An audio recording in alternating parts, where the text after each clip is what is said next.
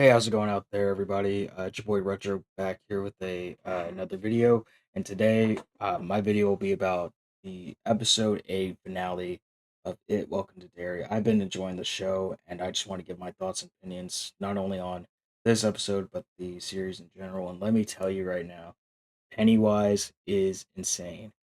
Spoiler warning ahead for all those that haven't seen it yet or are going to see it. So if you have, great. If not, come back and watch this video. You've been warned. So let me tell you this.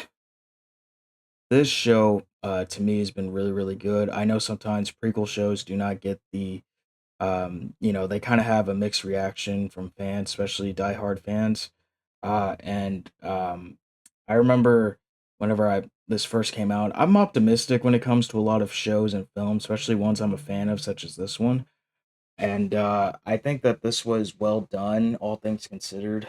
I think that Pennywise, Bill Skarsgård, did a fantastic job. I think the kid actors did a great job as well, and it was just all in all a good show. And for a season one, because we also know that they will be doing a season 2 and 3. And so the episode starts off with Pennywise basically masquerading or puppeteering as the principal, calling all the kids to the high school for an assembly, and they have no idea, right? And we get some kids walking in being like, "Hey, where's all the teachers at and everything?" And there's the principal with the spotlight on him and everything, is saying, "Please welcome Pennywise, the dancing clown."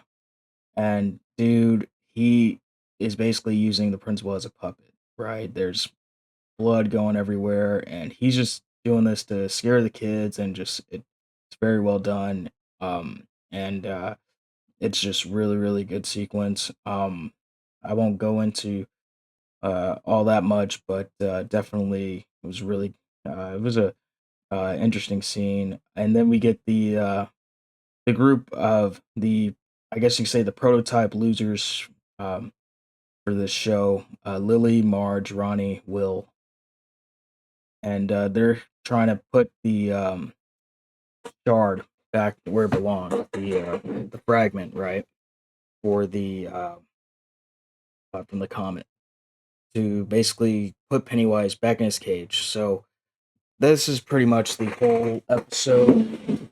It's um the prototype losers gang just really trying to put the shard back where it belongs, so that way they can sustain Pennywise and just put him back to sleep for the next 27 years. And I think that it was very well done.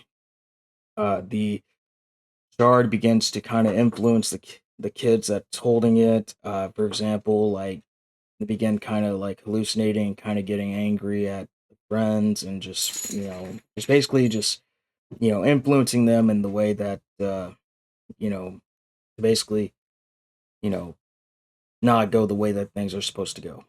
And Pennywise himself is actually also hallucinating in a way as well. Like he's getting flashbacks to times in the circus, and we got a lot of different things going on. He's getting flashbacks, and the guys in charge of the circus is like, are you okay? You took a nasty fall, and at this point, Pennywise is no longer remembering his human side. He's no longer Bob, right? He is full-fledged Pennywise, and he's just, every time someone mentions his human name, he begins to get angry and just not cool. But that is thanks to one of the characters, uh, Halloran. I always get him and Leroy mixed up a lot. It happened a lot during the show, but um, they got Halloran, who is essentially trying to shine, wink, wink, the clown to find the shard and basically help the kids. And everybody wants to stop all of this from happening. Stop Pennywise's terror in the town. So that's what this is. That's what this episode's about. And I really loved how the adults, they're not immune because we know from the show, from the movie that a lot of the adults are immune to Pennywise's stuff. Like it's like he has a hold on them, and they're basically they don't see what's going on. Well, not in this show. In this show, as we know, the parents are involved. They do try to help the kids. Everyone's trying to stop Pennywise, which honestly I thought was a really nice touch. So the adults are trying to find the kids are on their own, and basically we're just trying to stop Pennywise. I know I keep saying that, but it's just because you know just happens. So anyway, Rich is gone, unfortunately. R.I.P. Rich. He's gone. We do get to see him again though at the end of the episode. Um, he does help the kids put the shard back, which honestly I thought was so great. Dude, that kid went out a freaking hero, man. I remember talking with my friends about it. We're like, dude, get this kid a freaking medal because you know what I mean. He try to save Marge. He sacrificed himself for Marge, and it was just a really, really awesome, um, you know, just an awesome way to go out. Protecting your girl, protecting your friend. I thought that was awesome. Uh, and also too, you know, we get to see really like just and how well that the producers and directors know the series, which I really love. There were so many Easter eggs and callbacks. We finally get a confirmation that some people called out. I myself, began to feel this as well. That Marge is going to be Richie's mother, i.e., Richie from the original um, movies. Richie Tozier, Marge is his mom. So that is confirmed. And he is Pennywise is basically singling Marge out because he knows that Marge's kid, i.e., Richie, and his friends, wink, wink, will be the one to destroy him and end him for real. So he basically is gonna target Marge and try to kill her, which I thought was pretty good. I did love seeing the callback to Richie. Pennywise pulls out a missing poster of Richie, and that's the Easter egg, or that's the callback for that um, for that scene, which I really really liked. And the way that the episode ended, I thought was very very well. Dude, buckle up because this is going to be good. Check this out. All right, so at the end of the episode, whenever they put the shard back and everything,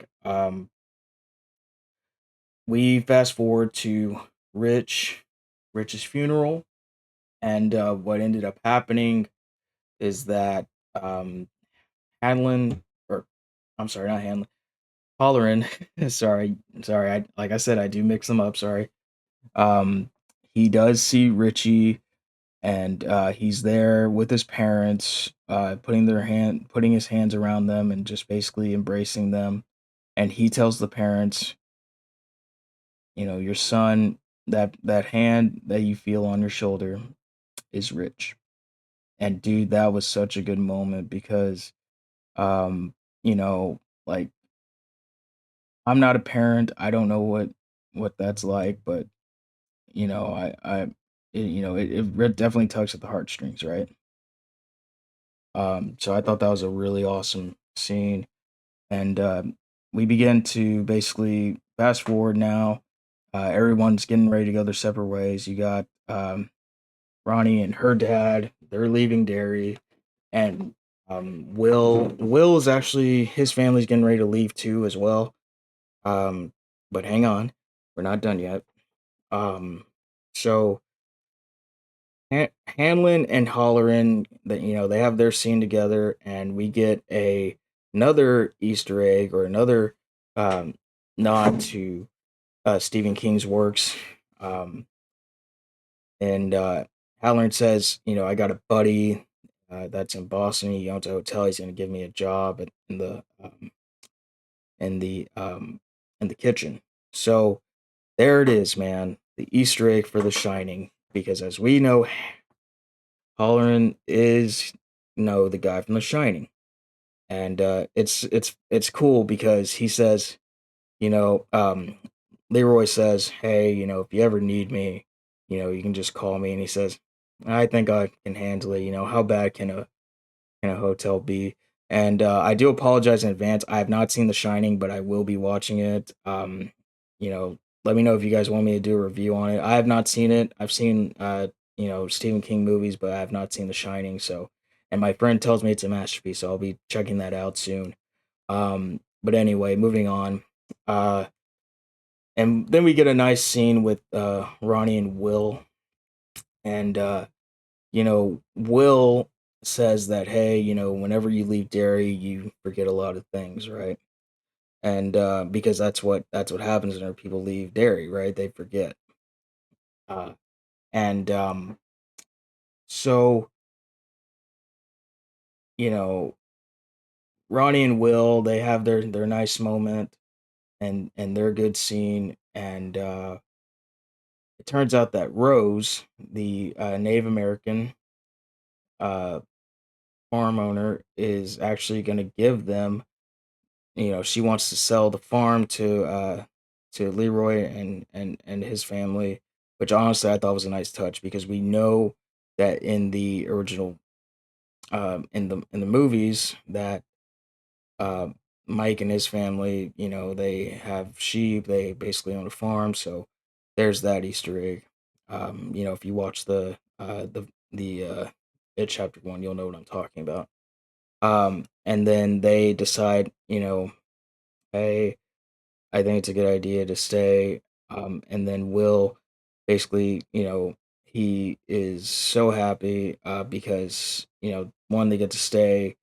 Um, well, I wouldn't say he's happy, actually. Retraction. It's not that he's happy, it's that, they don't have to leave, right? Because, Leroy's in the military, so they've always had to move. That's kind of why I'm saying that, he gets to stay in one place for a while. Is basically what I'm getting at. Because as many military kids and families know, they move around a lot. And then so see, there was that. And one of the main things I want to talk about regarding this um show is that we get this very nice continuation moment from Marge. She's talking with Lily, and she's saying that you know the clown, it talked to me, it told me that my son Richie and his friends will be the one to kill me or to destroy me forever. And so basically, she basically sets the groundwork, if you will, for the future seasons by saying, "Hey, what if what if this entity can go back and forth in time? What if he decides to go back to the past and kill our parents?" Which I thought was a really good kind of like nod to saying, "Hey, it's not over," which we all know. We all knew that. We all know that season 2 and 3 are coming. So I thought that was really good. Like a nice little laying the groundwork type of moment. Um, and then fast forward to the very end. This one is probably the biggest one for me. Um, so we go back to um, Ingrid, as you know, Pennywise's daughter, or Periwinkle. I don't think anyone really cares about that one, but I'm gonna say it anyway. Periwinkle. Ingrid is in Jupiter Hill. She is in a straitjacket, in a wheelchair, and she is basically just saying like, they killed my dad. Because we know from the past episode, I believe was the one before this one, that she saw the deadlights. And here's a fun, interesting theory about the deadlights: is that whenever someone sees the deadlights, you're essentially trapped in the moment that Pennywise got you. So for example, it's like that it's like whenever Scarecrow from Batman hits you with this fear toxin, right? All you see is everything you fear. Well, this is kind of the same thing, but instead of you seeing everything you fear, which yeah you do, you're basically reliving that moment that Pennywise, got you, and you just keep reliving it and reliving it. But so anyway, Ingrid is in Jupiter Hill Asylum, and the doctors are trying to restrain her and just trying to get her to calm down, and so and they end up doing that by putting on some really nice music on the record player. Um, and so, and here comes the cherry on top, if you will, for the episode. We get a jump forward in time to October of 1988, and now Ingrid is in her Mrs. Marsh type of character. She's old now, and she hears screaming down the hall, and everyone's over there, and so she starts walking down the hall towards whatever it is that's going on, and um, we hear the one of the officers say that, hey, um, this so and so character is actually dead. We see, the family there. We see the person who's deceased there. Um, and we hear, but who do we see at the end of the episode? We see one of the losers, Beverly Marsh, right? And her dad. They're there, and um and Ingrid is there just, saying, "Oh, this is terrible." And we get this nice little, face-to-face moment with Bev and Ingrid, and so she's there and she tells her, "You know what they say about Derry? Those who die never really die." And she does this menacing smile. Honestly, it's a pretty creepy smile. It kind of freaks me out a little bit. And then, and that's the end of the episode. That is the finale. Um, and man, all in all, I thought it was a really good episode. I thought that the series itself was good. I thought the kid actors were good as well. I think they played their roles really well. Um, Honestly, and the visuals, like whenever Pennywise was doing his little, you know, having his little moment, whenever like, he do hallucinations like in the grocery store and things like that. I thought they were really well shot. I mean, if I see somebody in the grocery store following me around with a menacing smile, dude, I'm freaking gonna either deck you or I'm gonna freaking run away as fast as I can because that's some scary stuff. But anyway, that was the episode. I'd give this series, at least so far, at least for this season, I'd give it probably a 7 or 8. I thought it was really well done. It was written really well. The transitions were nice. The flashbacks were really good as well. Um, and just all in all, I think it was a good first season. But these are just my thoughts. I'd love to hear y'all's opinions in the comments. If you guys are fans of it, Welcome to Derry, definitely give it a like. Or even if you're not and you're just a fan of movies or TV shows or anything like that, give this video a like anyway and comment down below what your favorite movie or TV show is as well, because this is not a one person show, I want to connect with you guys. I want to hear y'all's thoughts as well. So definitely do that, and don't forget to subscribe to my channel, Retro Geek Central.